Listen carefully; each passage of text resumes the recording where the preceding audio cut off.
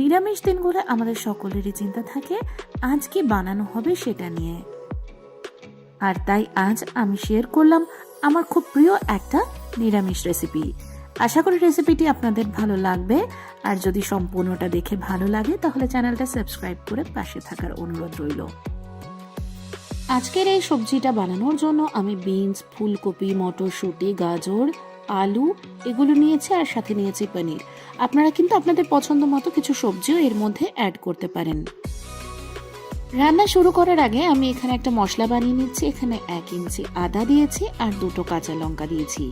এটা দিয়ে একটা মিহি পেস্ট বানিয়ে নিতে হবে। লঙ্কার পরিমাণ আপনারা বাড়াতেও পারেন। দেখুন মশলাটা আমার রেডি হয়ে গেছে। এবার আর একটা মশলা বানিয়ে নেওয়ার জন্য এখানে আমি মিক্সার জার নিয়ে নিয়েছি ছোট, আর তার মধ্যে দিয়ে দিচ্ছি 2 টেবিল চামচ পোস্ত। একই সাথে দিয়ে দেব এখানে আমি কাজু বাদাম 8 থেকে 10টা।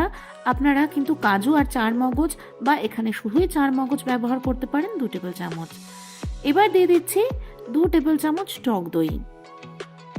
এই সব কিছুকে আমি একদম মিহি করে পেস্ট করে নেব। দেখুন এখানে আমার পেস্টটা হয়ে গেছে। এবার চলে যাব মেইন রান্নায়। এখানে দেখুন একটা ফ্রাইং প্যানে আমি 2 টেবিল চামচ সাদা তেল গরম করে নিয়েছি। এবার এই তেলের মধ্যে প্রথমে আমি পনিরগুলোকে ভেজে নিচ্ছি। আপনারা চাইলে পনির না ভেজে ব্যবহার করতে পারেন, তবে একটু হালকা ভেজে নিলে এর স্বাদটা কিন্তু বাড়ে। এখানে আমি মালাই পনির ব্যবহার করছি, আর এই পনিরগুলো খুবই নরম হয়, তাই হালকা হাতে আমি এটা নাড়াচাড়া করব। যখন সোনালি রং ধরে আসবে তখন এগুলোকে আমি আলাদা পাত্রে তুলে নেব। এই পাত্রে দেখুন একটু গরম জল রয়েছে। এই জলে সোক করা থাকলে পনিরগুলো খুব নরম থাকবে।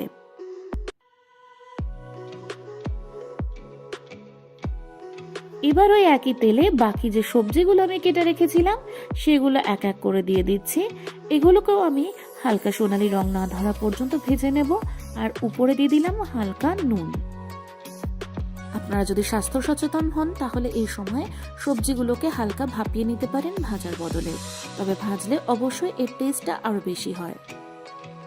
সবজিগুলো এখানে আমার হালকা ভাজা হয়ে গেছে, তাই আলাদা একটা পাত্রে আমি তুলে নিচ্ছি। সব সবজি তুলে নিয়েছি। এবার ওই একই পাত্রে বাকি রান্নাটা করব বলে দিয়ে দিচ্ছি আরো 2 টেবিল চামচ সাদা তেল। এবার দিয়ে দিচ্ছি ফোড়নের জন্য 2টো থেতো করা ছোট এলাচ, ছোট 3 টুকরো দারচিনি আর হাফ চা চামচ গোলমরিচ। আগে থেকে বেটে রাখা আদা কাঁচা লঙ্কার মধ্যে 1 চা চামচ জিরে গুঁড়ো দিচ্ছি, আর তার মধ্যে জল দিয়ে ভালো করে একটা পেস্ট বানিয়ে আমি এই তেলের মধ্যে ছেড়ে দিচ্ছি। মশলাটা একটু নাড়াচাড়া করে নেব। তারপর এর মধ্যে দিয়ে দেব আমি শুকনো লঙ্কার গুঁড়ো। এখানে আমি 1 চা চামচ দিয়ে দিচ্ছি কাশ্মীরি লাল লঙ্কার গুঁড়ো। আমি কিন্তু এখানে কোনো রকম হলুদ ব্যবহার করছি না, আপনারা চাইলে হলুদ ব্যবহার করতেই পারেন।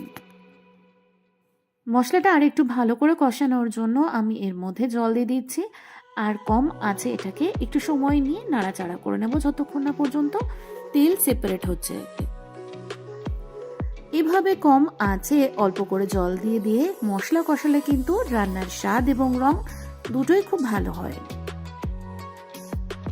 মশলা থেকে তেল ছেড়ে দিলে আমি এর মধ্যে দিয়ে দিচ্ছি আগে থেকে বেটে রাখা কাজু, পোস্ত আর দইটা। কাজু বাদাম এবং পোস্তর সঙ্গে যেহেতু আমি দইটা একসাথে বেটে দিয়েছি, তাই এই সময় কিন্তু দইটা কোনো কেটে যাওয়ার সম্ভাবনা থাকবে না। এবার দেখুন আমি 2 টেবিল চামচ জল দিয়ে দিচ্ছি, আর খুব ভালোভাবে মশলাটাকে আমি এখন কষে নেব।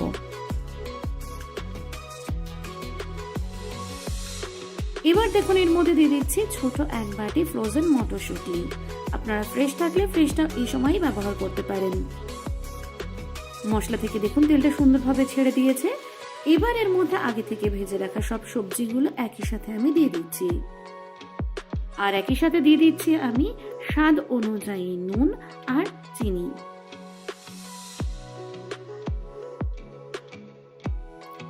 এখন ভালো করে সবজির সাথে মশলাটা আমি নাড়াচাড়া করে নেব যতক্ষণ না সবজির সাথে মশলাটা ভালোভাবে কোট হয়ে যাচ্ছে।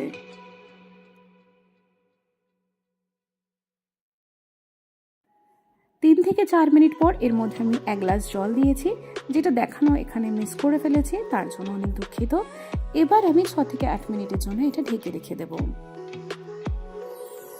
প্রায় 8 মিনিট পর ফেরত এলাম। এই সময় কিন্তু আমাদের সবজিগুলো প্রায় সেদ্ধ হয়ে গেছে। আপনাদের আমি একটা আলু কেটে দেখিয়ে দিচ্ছি, দেখুন কত সহজে কেটে যাচ্ছে। আলু সেদ্ধ হয়ে গেছে মানে বাকি সবকিছুও সেদ্ধ হয়ে গেছে। এই সময় দিয়ে দেব আগে থেকে ভেজে জলের মধ্যে সোক করে রাখা পনিরগুলো। পনিরগুলো দিয়ে একটু ভালোভাবে মিশিয়ে নেব। এবার দিয়ে দিচ্ছি হাফ চা চামচ কসুরি মেথি আর হাফ চা চামচ শাহি গরম মশলা। এবার আর কিছুই দেওয়ার নেই, ভালোভাবে নাড়িয়ে নিয়ে আমি মিনিট 2-এর জন্য এটা ঢেকে রেখে দেবো, যাতে মশলাগুলোর গন্ধ পুরো সবজিটার মধ্যে মিশে যায়।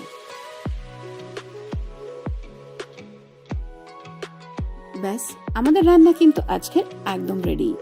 আশা করি আপনাদের রেসিপিটি ভালো লেগেছে, আর ভালো লাগলে চ্যানেলটি সাবস্ক্রাইব করে পাশে থাকা বেল আইকনটিও অবশ্যই প্রেস করে দেবেন। আজ এইটুকুই, নমস্কার।